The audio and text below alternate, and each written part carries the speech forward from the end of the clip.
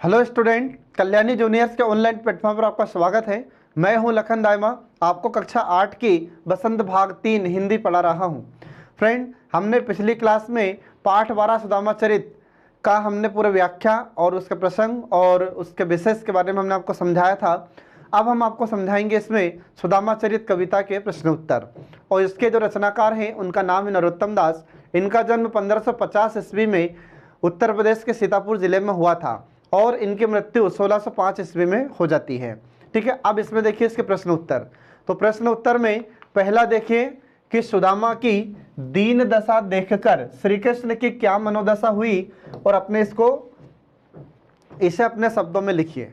ठीक है, तो अब ध्यान रखना कि जब ऐसा लिखा जा रहा है, अगर प्रश्न आपसे पूछा जा रहा है कि सुदामा की दीन दशा देखकर भगवान श्री कृष्ण के मन में कौन से विचार उत्पन्न हुए थे, अपने शब्दों में लिखिए। अब अपने शब्दों का मतलब क्या है कि ऐसा जरूरी नहीं है कि जो पुस्तकों में लिखा रहता है, हम आपको जो समझा रहे हैं बिल्कुल आप हमारे ही बताए अनुसार आप उत्तर लिखें, ऐसा नहीं है। जो आपको उस समय अपनी भाषा में अच्छे से याद आ रहा है आप उस समय लिख सकते हैं। ठीक है, अब देखिए इसमें इसका उत्तर क्या है। तो सुदामा की दीन दशा देखकर सुदामा के बचपन के सहपाठी एवं मित्र द्वारका के राजा श्री कृष्ण का मन करुणा से भर गया था। तो फ्रेंड, हमने आपको बताया था, जब हमने आपको इसका भावार्थ समझाया था तब, कि भगवान श्री कृष्ण और सुदामा जी ये बचपन के मित्र थे। ठीक है, अब बचपन के मित्र रहते हैं भगवान श्री कृष्ण और सुदामा जी, और जब सुदामा जी दरिद्रता से अधिक व्यथित हो गए थे तो उसके पश्चात ये भगवान श्री कृष्ण के घर जाते हैं और उनसे मिलते हैं। तो जब भगवान श्री कृष्ण सुदामा जी से मिलते हैं तो सुदामा जी की स्थिति को देखकर भगवान श्री कृष्ण करुणा से भर गए थे, मतलब इनका हृदय द्रवित हो गया था, भगवान श्री कृष्ण को भी रोना आ गया था। ठीक है, ये आपको ध्यान रखना है। फिर आगे देखिए, उनका विवाइयों से युक्त पैर, विवाइयों का मतलब होता है कि उनकी जो फटी हुई एड़ियाँ थी, तो फटी हुई एड़ियाँ देखकर, ठीक है, पंजों में जगह जगह चुभे हुए कांटे देखकर भगवान श्री कृष्ण ने जब सुदामा जी की एड़ी देखी तो फटी हुई थी, दरारें हो रही थी, उसमें से खून निकल रहा था। इसके बाद फिर उनके पैर में कांटे चुभे हुए थे।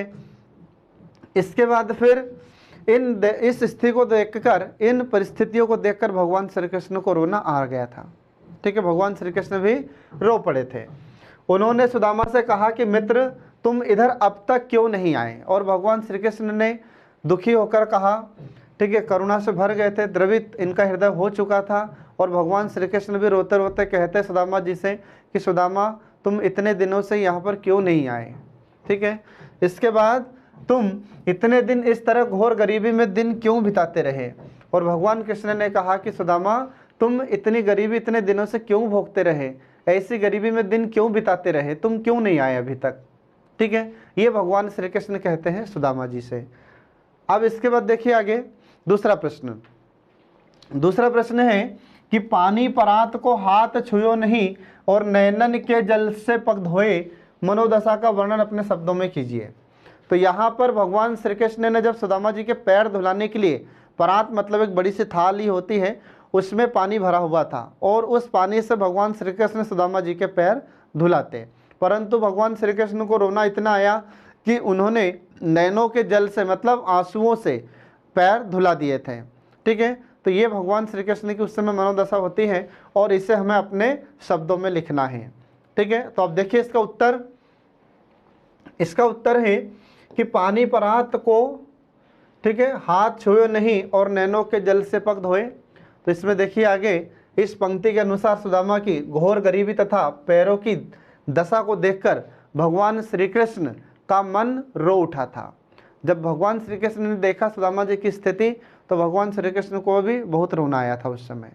ठीक है, अब आगे देखिए इसमें कि वे सोचने लगे कि वे स्वयं द्वारका के राजा हैं और वैभवशाली एवं आराम का जीवन बिता रहे हैं, किंतु उनका ही मित्र सुदामा घोर गरीबी में जीवन बिता रहा है।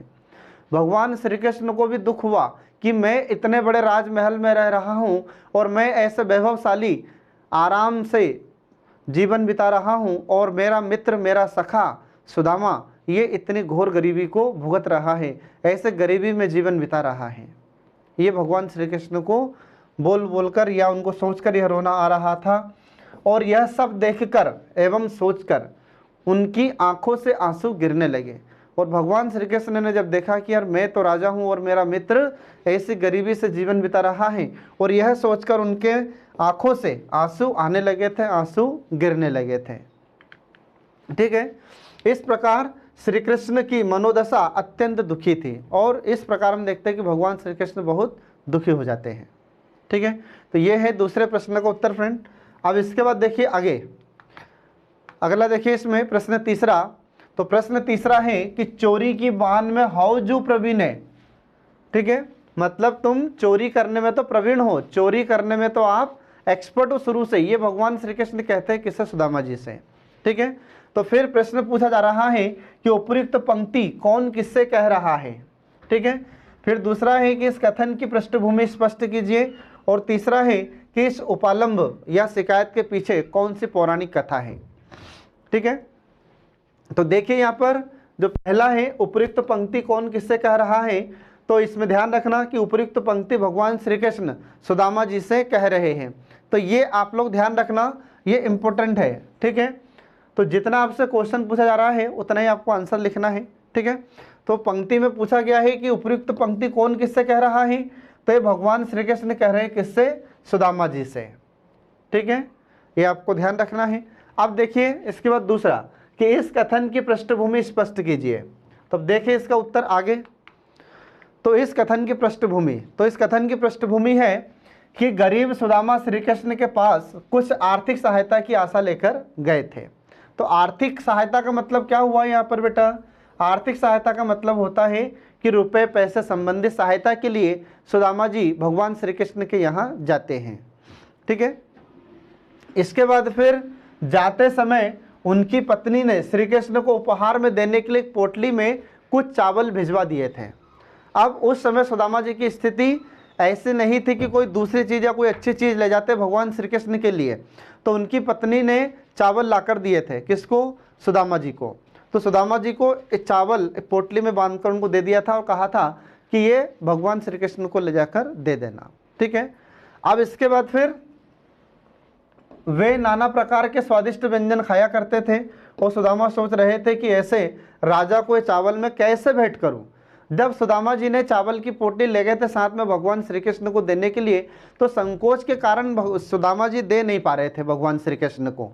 क्यों नहीं दे पा रहे थे?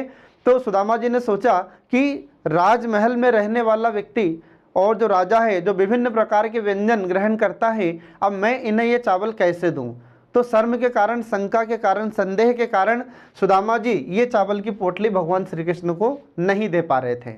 ठीक है, और इसी दुविधा में फंसे हुए सुदामा उस चावल की पोटली को दबाकर छिपाने का प्रयास कर रहे थे, और यही समस्या उनके इसी संकोच के कारण उस चावल की पोटली को ये अपने कांख में छुपा रहे थे, चीप कर रखे हुए थे। ठीक है, इसके बाद फिर यह देखकर ही श्री कृष्ण ने ऐसा कहा था, और यही देखकर भगवान श्री कृष्ण ने फिर उनसे कहा था, क्या कहा था कि क्या सुदामा बचपन की आदतें तुम्हारी अभी गई नहीं है चोरी करने की? आ रहा समझ में? ये आपको ध्यान रखना है। अब इसके बाद देखिए अगला, उपालंब के पीछे पौराणिक कथा। फ्रेंड यहाँ पर उपालंब का अर्थ क्या होता है? तो उपालंब का मतलब होता है शिकायत। ठीक है, तो इस शिकायत के पीछे, उपालंब के पीछे पौराणिक कथा क्या है? पौराणिक मतलब जो कुछ पुराणों में लिखी हुई कथा है, जिसको हम पौराणिक कथा कहते हैं। ठीक है, तो अब इसमें देखिए श्री कृष्ण और सुदामा बचपन में गुरु संदीपनी के आश्रम में साथ साथ शिक्षा ग्रहण करते थे। तो भगवान श्री कृष्ण और सुदामा जी ये दोनों ही गुरुकुल में शिक्षा ग्रहण करने के लिए जाते हैं। तो कहाँ पर जाते हैं? तो ये संदीपनी जी के आश्रम में जाते हैं, और वहाँ पर इन्होंने शिक्षा ग्रहण की थी। फिर इसके बाद देखिए कि एक दिन आश्रम में भोजन बनाने के लिए लकड़ियाँ खत्म हो गई थी। अब जब हम खाना बनाते हैं तो लकड़ियों की आवश्यकता होती है। अब आज हम देखते हैं कि वर्तमान समय में तो लकड़ियों से खाना बनाते ही नहीं हैं, वर्तमान में सब गैस पर खाना बना लेते हैं। लेकिन आज भी ग्रामीण क्षेत्र में भोजन या रसोई लकड़ियों पर बनाई जाती, मतलब लकड़ियाँ जलाकर बनाई जाती हैं। ठीक है, तो ऐसे उस समय जब खाना बनाते थे लकड़ियों को जलाकर खाना बनाया जाता था। अब पहले तो कोई गैस थी नहीं, पहले कोई हीटर तो था नहीं, इंडक्शन कुकर तो कोई था नहीं। ठीक है, अब भगवान श्री कृष्ण और सुदामा जी लकड़ी लेने के लिए जाते हैं, लकड़ियाँ खत्म हो गई थी तो। ठीक है, इसके बाद फिर ऋषि संदीपनी की पत्नी ने कृष्ण और सुदामा को जंगल में लकड़ियां लेने के लिए भेज दिया था। और जो गुरु माता थी इनकी, ठीक है, तो गुरु माता मतलब संदीपनी जी की पत्नी, तो जो ऋषि संदीपनी थे इनकी पत्नी ने भगवान श्री कृष्ण और सुदामा जी को जंगल में लकड़ियां लेने के लिए भेजा था। ठीक है, इसके बाद फिर उन्होंने उन दोनों को भूख लगने पर चबाने के लिए चने एक पोटली में दे दिए थे। तो जो गुरु माता थी उन्होंने सुदामा जी को और भगवान श्री कृष्ण इन दोनों को खाने के लिए चने दिए थे। तो चने किसको दे दिए थे? गुरु माता ने सुदामा जी को, और उनसे कहा था कि जब जंगल में आपको भूख लगे तो आप ये चने खा लेना। ठीक है, अब इसके बाद फिर जैसे सुदामा ने अपने पास ही रख लिया था, तो सुदामा ने भगवान श्री कृष्ण को बताया ही नहीं कि गुरु माता ने हमें खाने के लिए ये चने दिए हैं। ठीक है, ये नहीं बताया सुदामा ने।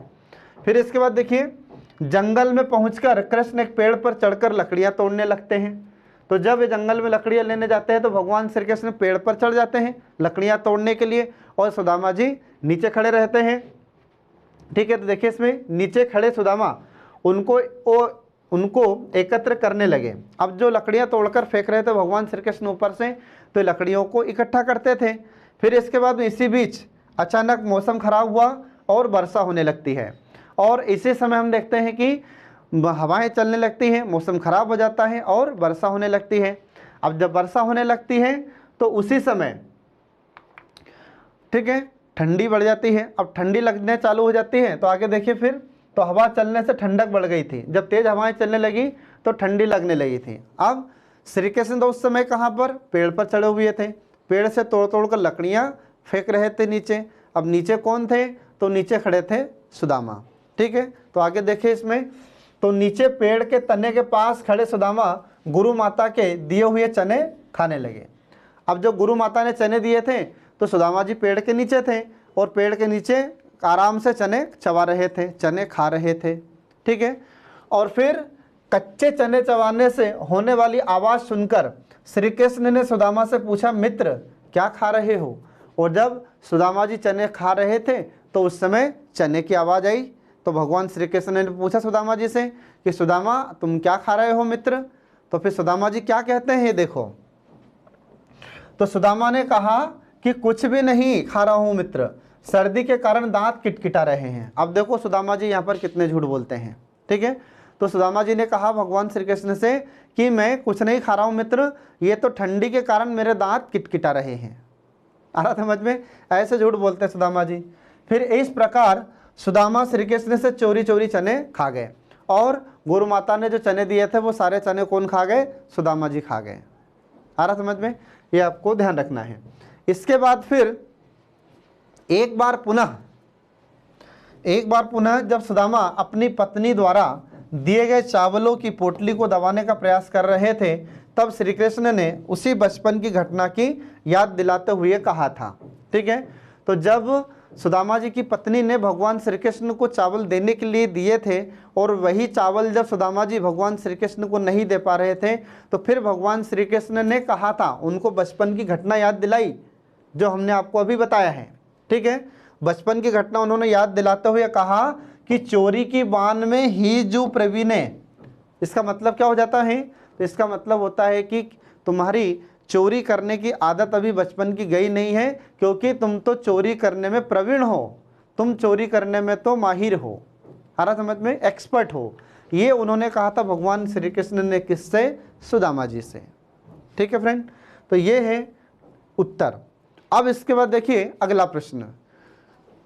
अगला प्रश्न है कि द्वारका से खाली हाथ लौटते समय सुदामा मार्ग में क्या क्या सोचते जा रहे थे? वह कृष्ण के व्यवहार से क्यों खींच रहे थे, और सुदामा के मन की दुविधा को अपने शब्दों में प्रकट कीजिए। तो जब सुदामा जी द्वारका पहुंचे थे, तो द्वारका इसलिए गए थे कि उनको कुछ देंगे भगवान श्री कृष्ण, लेकिन भगवान श्री कृष्ण उनको खाली हाथ लौटा देते हैं। ठीक है, फिर जब ये वापस आते हैं द्वारका से, तो इनके मन में विभिन्न प्रकार के विचार आ रहे थे, नाना प्रकार के विचार आ रहे थे। ठीक है, अब भगवान श्री कृष्ण के इस व्यवहार से सुदामा जी खींच भी रहे थे, गुस्सा भी आ रही थी किसको? सुदामा जी को। फिर सुदामा के मन में दुविधा जो प्रकट हुई थी उसको अपने शब्दों में आपको लिखना है। तो अब देखिए इसका उत्तर क्या होगा। तो इसका उत्तर है कि द्वारका से खाली हाथ लौटते समय सुदामा मार्ग में निम्नलिखित बातें सोच रहे थे। कौन कौन सी बात सोचते जा रहे थे सुदामा जी? अब ये देखिए, पहला पॉइंट कि श्री कृष्ण ने उनका आदर सम्मान तो खूब किया, परंतु आते समय उन्हें कुछ भी नहीं दिया। तो सुदामा जी ने सोचा कि यार श्री कृष्ण ने मेरा सम्मान तो खूब किया, मुझे गले भी लगाया, मुझे सिंहासन पर भी बैठाया बराबरी से, लेकिन एक ब्राह्मण को आते समय इसने खाली हाथ लौटा दिया, इन्होंने कुछ भी नहीं दिया। यार समझ में, ये आपको ध्यान रखना है, ठीक है। अब इसके बाद देखिए दूसरा पॉइंट। तो दूसरा पॉइंट है कि सुदामा सोच रहे थे, क्या सोच रहे थे? कि श्री कृष्ण ने यह भी नहीं सोचा कि ब्राह्मण को खाली हाथ विदा नहीं करना चाहिए। आ रहा समझ में? तो सुदामा जी के मन में विचार आ रहा था कि यार इस ब्राह्मण को कैसे खाली हाथ भेजे। तो श्री कृष्ण ने यह भी नहीं सोचा, ठीक है। तो क्या सोचते जा रहे हैं सुदामा? तो सुदामा सोच रहे हैं कि श्री कृष्ण ने यह भी नहीं सोचा कि एक ब्राह्मण को खाली हाथ कभी विदा नहीं करना चाहिए। आ रहा समझ में? फिर तीसरा पॉइंट है कि वे सोच रहे थे, कौन सोच रहा था? सुदामा जी सोच रहे थे कि आखिर है तो वही कृष्ण जो बचपन में दूध दही चुरा कर खाया करता था। अब भगवान श्री कृष्ण के बारे में सुदामा जी सोच रहे हैं कि है तो वही श्री कृष्ण जो बचपन में माखन चुराया करता था, दही चुराया करता था और दही माखन के लिए घर घर जाकर हाथ फैलाया करता था। है तो वही श्री कृष्ण। तो ऐसा कौन कह रहे हैं? ऐसा सोच रहे हैं सुदामा जी, ठीक है। तो क्या हुआ, अब जो राजा बन गया, तो अब क्या इसमें कौन सी बड़ी बात है कि ये राजा बन गया है? तो लेकिन आदतें तो इसकी वही की वही है। इसके बाद में आखिर उनकी आदतें तो वैसे की वैसे ही रहेंगी ना, इनकी आदतें कभी नहीं बदलती या कभी नहीं बदल सकती। ऐसे सुदामा जी सोच रहे हैं किसके बारे में? भगवान श्री कृष्ण के बारे में, ठीक है। इसके बाद फिर आगे देखिए, तो वे अपनी पत्नी से व्यंग में कहेंगे कि श्री कृष्ण ने जो इतना सारा धन दिया है उसे खूब संभाल कर रख लें, ठीक है। तो सुदामा जी कह रहे हैं कि जब मैं घर पहुंचूंगा तो अपनी पत्नी से कहूंगा कि श्री कृष्ण ने बहुत सारा धन दिया है, इसे रख लो संभाल कर। आ रहा समझ में? तो सुदामा जी ऐसा क्यों सोच रहे थे? क्योंकि उनकी पत्नी ने उनको जबरदस्ती भेजा था, इनका तो आने का मन नहीं था यहाँ पर द्वारका, ठीक है। तो ये सारे विचार इनके सुदामा जी के मन में आ रहे थे। अब अगला देखिए इसमें कि सुदामा श्री कृष्ण के व्यवहार से इसलिए खींच रहे थे कि इस द्वारका से विदा करते समय श्री कृष्ण ने उन्हें प्रत्यक्ष रूप से कुछ भी नहीं दिया था, जो परोक्ष रूप में दिया था उसका ज्ञान सुदामा को उस समय नहीं था। आ रहा समझ में? तो जब भगवान श्री कृष्ण और सुदामा जी का मिलन हुआ था द्वारका में, तो भगवान श्री कृष्ण समझ गए थे कि मैं इसे बहुत सारा धन दूंगा, लेकिन ये भी नहीं, जब घर पहुंचूंगा, ये घर पहुंचेगा तो उसके बाद में आप इसको सारा धन और इसके बाद में इसका महल अच्छा बनवा दूंगा। तो सारा धन भी दे दिया और उनका महल भी बनवा दिया। ये सारी बातें भगवान श्री कृष्ण सोच रखे थे, ठीक है। लेकिन सुदामा जी को उस समय प्रत्यक्ष रूप से कुछ नहीं दिया था, तो उस समय सुदामा जी के मन में विचार आ रहे थे, ठीक है। तो अब आगे देखिए, तो सुदामा श्री कृष्ण के व्यवहार से इसलिए खिंच रहे थे क्योंकि द्वारका से विदा करते समय श्री कृष्ण ने उन्हें प्रत्यक्ष रूप से कुछ भी नहीं दिया था। आ रहा समझ में? इसके बाद में जो परोक्ष रूप से दिया था उसका ज्ञान सुदामा को बिल्कुल नहीं था। लेकिन फिर बाद में हालांकि सुदामा जी भी समझ गए थे कि यह सब श्री कृष्ण की ही माया है, ठीक है। अब इसके बाद आगे देखिए कि सुदामा के मन की दुविधा यह भी थी कि वे पत्नी को या पत्नी की जिद को मानकर व्यर्थ ही द्वारका आ गए थे, और सुदामा जी यह भी सोच रहे थे कि पत्नी की जो जिद थी उसकी जिद के कारण मैं द्वारका व्यर्थ में आ गया, फालतू में आ गया, यहाँ पर आने से मुझे कुछ नहीं मिला है। यह ऐसे विचार आ रहे थे सुदामा जी के मन में। फिर श्री कृष्ण ने कुछ दिया तो है ही नहीं, और उन्हें उनके चावल थे वो भी सब खा गए। सुदामा जी के मन में विचार आया कि श्री कृष्ण ने मुझे दिया तो कुछ भी नहीं, और उल्टे मैंने जो चावल ले गया था वो चावल भी खा गए उन्होंने। आ रहा समझ में? और ये चावल मेरे पास थे, यदि ये द्वारका ना आते तो इतने चावलों से एक आध समय में दोनों पति पत्नी भोजन तो कर लेते। तो सुदामा जी के मन में यह भी विचार आया कि मैंने जो चावल ले गया था वो तो खा गया श्री कृष्ण, अगर मैं नहीं द्वारका जाता तो कम से कम एक समय एक टाइम का भोजन तो मिलता हमें। आ रहा समझ में? तो ये सुदामा जी के मन में विचार आ रहे थे, और यहाँ आने पर ये चावल भी खत्म हो गए, ठीक है। अब इसके बाद में आगे देखिए प्रश्न 5। तो प्रश्न 5 है कि अपने गांव लौटकर जब सुदामा अपनी झोपड़ी नहीं खोज पाए तब उनके मन में क्या क्या विचार आए थे, कविता के आधार पर स्पष्ट कीजिए। ये है प्रश्न 5। तो सुदामा जी जब उनके गांव पहुंचते हैं तो उन्हें वहां पर उनकी झोपड़ी नहीं दिखाई दे रही थी। ठीक है, तो फिर उस समय सुदामा जी के मन में कौन कौन से विचार आते हैं, तो ये देखिए इसमें। तो उत्तर है कि सुदामा अपने गांव में आकर जब अपनी झोपड़ी नहीं खोज पाए तब वे सोच रहे थे, क्या सोच रहे थे, तो पहला पॉइंट देखिए, पहला पॉइंट है कि कहीं वे रास्ता तो नहीं भूल गए और वापस द्वारका पुनः श्री कृष्ण के महल के पास तो नहीं आ गए। ये विचार आ रहा है किसके मन में, सुदामा जी के मन में। ठीक है, तो सुदामा जी ने सोचा कि कहीं मैं ऐसा तो नहीं कि रास्ता भूल गया हूँ और फिर से द्वारका आ गया हूँ और श्री कृष्ण के महल के सामने आ गया हूँ, क्योंकि भगवान श्री कृष्ण ने विश्वकर्मा जी से कहकर सेम अपने ही महल के जैसे सुदामा का महल बनवा दिया था। ठीक है, इसके बाद फिर आगे देखिए, उनके मन पर द्वारका में बने सुंदर भवनों का संदेह तो नहीं छा रहा था। ठीक है, ये उन्होंने सोचा। तो सुदामा जी ने सोचा कि ऐसा तो नहीं कि मैं द्वारका के बने हुए सुंदर भवनों को देख रहा हूँ और उनको देख कर मुझे संदेह हो रहा है। आ रहा समझ में। इसके बाद फिर आगे देखें, इसमें प्रश्न छठवां। तो प्रश्न छठवां है कि निर्धनता के बाद मिलने वाली संपन्नता का चित्रण कविता की अंतिम पंक्तियों में वर्णित है, उसे अपने शब्दों में लिखिए। निर्धनता का अर्थ होता है गरीबी। तो जब निर्धनता से ज़्यादा ग्रस्त थे कौन, सुदामा जी, और भगवान श्री कृष्ण की कृपा से ये धन से भरपूर हो जाते हैं। ठीक है, ये एक अमीर की श्रेणी में आने लगते हैं।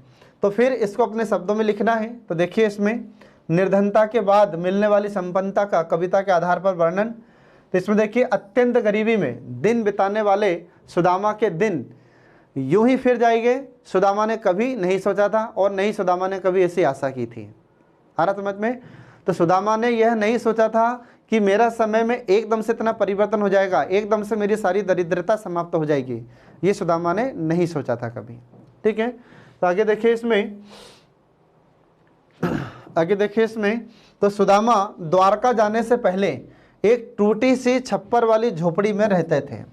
जब तक भगवान श्री कृष्ण के पास नहीं गए थे सुदामा जी, तो उससे पहले इनकी टूटी हुई झोपड़ी थी। आ रहा समझ, छप्पर जैसा बना हुआ रहता है, उसमें ये रहते थे सुदामा जी। ठीक है, इसके बाद फिर किंतु श्री कृष्ण द्वारा की गई अप्रत्यक्ष मदद के बाद अब सोने के बने महलों में राजसी ठाट बाट के साथ रह रहे थे। ठीक है, तो जब सुदामा जी मिलने गए थे भगवान श्री कृष्ण से और मिलकर वापस आए थे, तब तक उनको अपना महल बना हुआ मिला था। आ रहा समझ में। इतना बड़ा घर बना दिया था भगवान श्री कृष्ण ने कि सुदामा जी को ही विश्वास नहीं हो रहा था, यकीन नहीं हो रहा था कि ये मेरा ही घर है या किसी और का। आ रहा समझ में। और उसके बाद फिर ये राजसी ठाट बाट की तरह रह रहे थे। जैसे भगवान श्री कृष्ण एक राजा की तरह रहते थे, ऐसे सुदामा जी भी राजा की तरह रहने लगे थे। आ रहा समझ में। इतना इनके जीवन में परिवर्तन हुआ है। इसके बाद देखिए फिर कि कहाँ तो वे अपने पैरों में पहनने के लिए सस्ते से जूते भी नहीं खरीद पाते थे या सस्ते से जूते का भी इंतजाम नहीं कर पाते थे, और अब उनके महल से निकलने की प्रतीक्षा में महावत हाथी लिए खड़े रहता है। इसका मतलब क्या हुआ कि एक ऐसा समय था जब सुदामा जी के पास पहनने के लिए जूते नहीं हुआ करते थे, जूते खरीदने के लिए इनके पास पैसे नहीं हुआ करते थे। ठीक है, ऐसी दरिद्रता से जीवन जी रहे थे सुदामा जी। और अब ऐसा समय है कि सुदामा जी अगर घर से बाहर निकलते हैं तो उन्हें लेने के लिए महावत खड़ा रहता है हाथी लिए हुए। ऐसे ठाट बाट से जीवन जीने लगे सुदामा जी। ठीक है, इसके बाद फिर महावत हाथी लिए खड़ा रहता है कि कब सुदामा बाहर आए और हाथी की सवारी करके महल के बाहर जाए। और अब महावत इनकी प्रतीक्षा करता है हाथी लेकर कि कब सुदामा आए और हाथी की सवारी करके बाहर घूमने फिरने जाए। ठीक है, इसके बाद फिर आगे देखिए कि कहाँ तो सुदामा को पूरी रात कठोर जमीन पर बितानी होती थी। कठोर जमीन का मतलब कि सुदामा जी के पास बिस्तर नहीं थे, सुदामा जी के पास डबल बेड या पलंग नहीं थे, ऐसे नीचे ही सोना पड़ता था उनको। ठीक है, फिर इसके बाद में देखिए, और अब तो उन्हें मुलायम गद्दों से युक्त बिस्तर पर भी नींद नहीं आती है। और अब ईश्वर की कृपा से उनके पास ऐसे बिस्तर है, मुलायम गद्दे वाले बिस्तर हैं, उन बिस्तर पर भी उन्हें नींद नहीं आती है। ठीक है, और कहाँ तो उन्हें खाने के लिए सबा और कोदो जैसे घटिया अनाज भी नहीं मिलते थे। सवा और कोदो ये अनाज होते हैं, जैसे गेहूं, चावल, ज्वार, बाजरा, मक्का होता है, ऐसे ही सवा और कोदो ये अनाज होते हैं। तो ऐसे अनाज भी उनके पास नहीं होते थे पहले खाने के लिए, लेकिन अब ईश्वर की कृपा से उन्हें अत्यंत स्वादिष्ट भोजन और अंगूर भी अच्छे नहीं लगते हैं।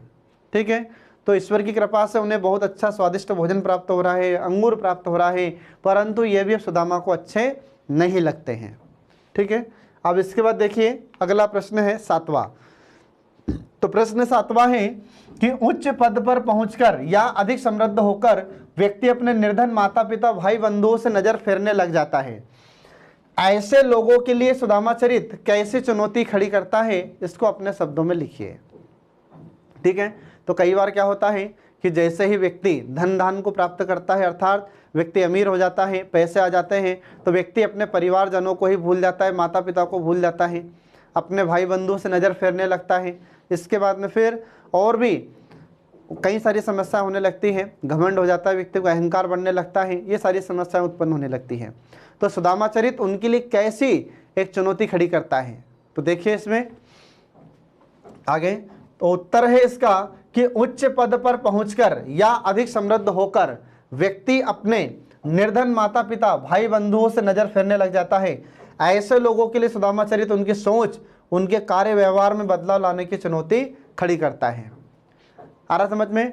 तो जब व्यक्ति पैसे वाला हो जाता है, अमीर बन जाता है, तो उसके लिए जो सुदामा चरित हैं, तो सुदामा चरित उनकी सोच में परिवर्तन करने के लिए, उनके कार्य व्यवहार में परिवर्तन लाने के लिए एक चुनौती खड़ी करता है।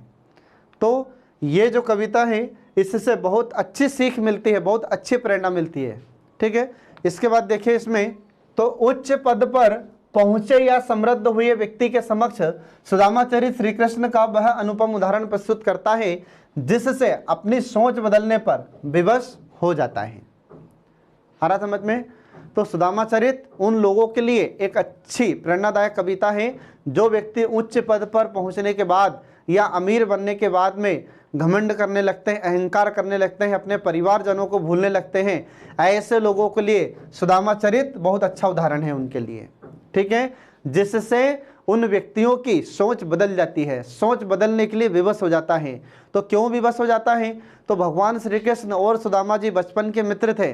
ठीक है, सुदामा जी गरीब हो जाते हैं, दरिद्रता से जीवन भोगते हैं या जीवन व्यतीत करते हैं, और भगवान श्री कृष्ण इतने बड़े राजा होते हुए भी जरा भी उन्होंने घमंड नहीं किया, जरा भी अहंकार नहीं किया, और सुदामा जी को अपने बराबर सिंहासन पर बैठाया। ठीक है, और सिंहासन पर बैठाने के बाद में उनका आदर सत्कार किया और फिर उनकी सहायता की। और भगवान श्री कृष्ण ने कहा कि जब मैं इतना बड़ा राजा हूं तो मेरा मित्र भी गरीब नहीं होने दूंगा मैं। तो फिर उन्होंने अपने मित्र का भी अपने ही महल के जैसे महल बनवा दिया था उन्होंने। ठीक है, तो फिर उसे यह महसूस होने लगता है कि उसके व्यवहार में अवश्य कोई ना कोई कमी है जिसे उसे सुधार लेना चाहिए। तो जब कोई व्यक्ति अपने वालों को ही भूलने लगता है पैसों के कारण, तो यहाँ पर ये सुदामा चरित उसके लिए बहुत अच्छा उदाहरण है, जिससे व्यक्ति अपने व्यवहार में परिवर्तन करने के लिए विवश हो जाता है, मजबूर हो जाता है। ठीक है फ्रेंड, तो इस प्रकार से हम देखते हैं कि यहाँ पर भगवान श्री कृष्ण और सुदामा जी की मित्रता पर आधारित यह सुदामा चरित रचना समाप्त हो जाती है। तो यह बहुत ही अच्छी प्रेरणादायक कविता है फ्रेंड। आई होप आप लोग इसको बहुत अच्छे से समझ गए होंगे और प्रश्न उत्तर भी आप लोगों को बहुत अच्छे से समझ में आ गए होंगे। और हम लोग उम्मीद करते हैं कि आप लोग परीक्षा में अच्छा परफॉर्म करेंगे और ज़्यादा से ज़्यादा अंक प्राप्त करेंगे। परीक्षा में अच्छे परिणाम के लिए, सफलता प्राप्त करने के लिए देखते रहिए कल्याणी जूनियर्स के सभी लेक्चर्स, जो आपको सफलता दिलाने में महत्वपूर्ण भूमिका निभाते हैं। तो जल्द ही हम अगला लेक्चर लेकर प्रस्तुत होंगे। तब तक के लिए जय हिंद।